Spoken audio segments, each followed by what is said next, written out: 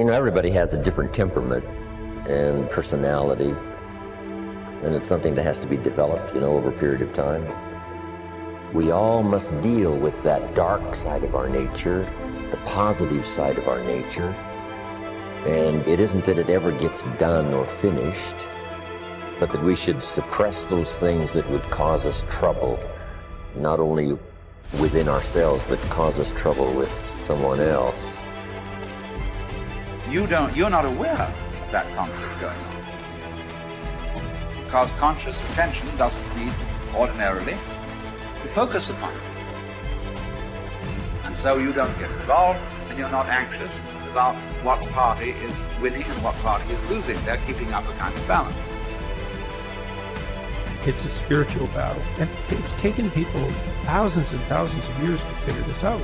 You can find that. You just look inside. Inadequacy, weakness, susceptibility to temptation, narcissism, pride, envy, revenge, resentment, frustration, lack of faith, all of that.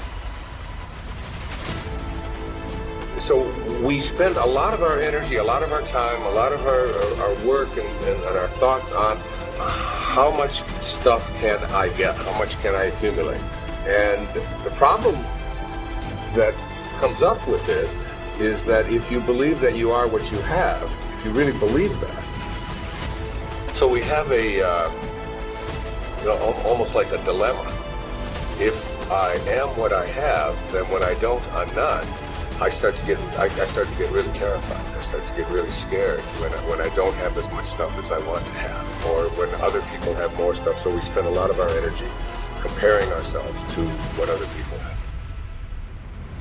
Jump on the positive side of whatever you want and see if you can't help out in this warfare and this push-shove match. That's why the old wise man said we must learn to love and hate. So underline that. You must learn to love and hate. And the illustration he used was you must learn to love good and hate evil. But the major key to your and my future, the major key to you and mine being able to put our lives together, to get up and move forward, the major key to creating the next greatest version of ourselves and looking out for our families and improving our lives and our community. The major key is you. It's me. It's all of us. We have to decide that we're going to take responsibility.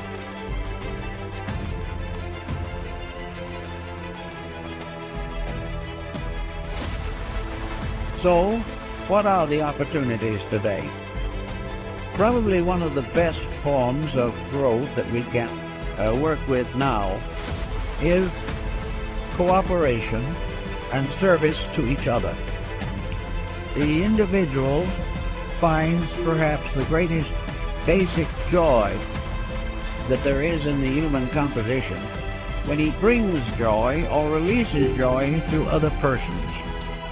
One of the simplest things we can do is to plan a program of helpfulness, a program of not thinking about ourselves, but earning the respect, admiration, confidence, and affection of other people.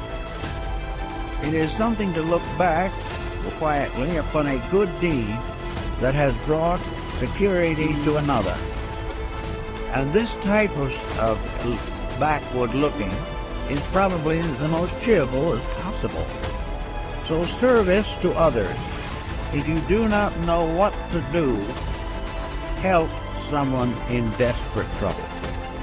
Forget being deprived of a few hours of television or being requested to turn away from some ordinary leisure that you have planned. But try to see what you can do to help other people. Now, if you have special trained abilities in these matters, there are many opportunities that open themselves to the person who really wants to help. If you have music as a background and have the abilities, find some young people who want music and cannot afford it.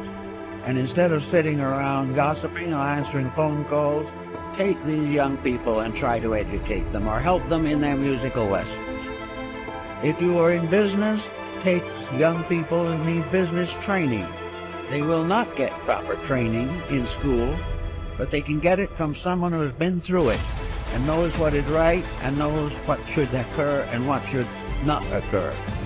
Everyone can do something, and out of the best they have done themselves, share with another. Then there are things you can do for yourself. If you are not in a position or do not feel equipped to work with other people, then work with yourself. Develop those faculties and powers which are not functioning properly today. Look over your own life and see what your mind is doing. Is your mind growing? Or is it just heaping up one prejudice on top of another? Watch your thoughts and see whether or not you're instinctively criticizing things you do not understand, or have developed powerful prejudices which interfere with justice and judgment. Look over your own nature and then go to work on the problem that you find needs attention. It is not good, however, to try to simply convert yourself. To sit down and say, I shouldn't hold that attitude, is usually not very meaningful. What you really should do if you dislike a certain condition is get into that condition yourself. Move in on it and find out why people think the way they do. Instead of criticizing from some set point within yourself, find out why other people are not more successful in their judgments. I know a number of persons who have simply gone into various walks of life which are not their own in order to find out how other people really live. And it is almost certainly an eye-opener. If you do not wish to go through all this, it then is the best attitude you can have is to believe firmly that every individual is doing the best he can for what he is. And it is always important to try to estimate what he is and help him to become better.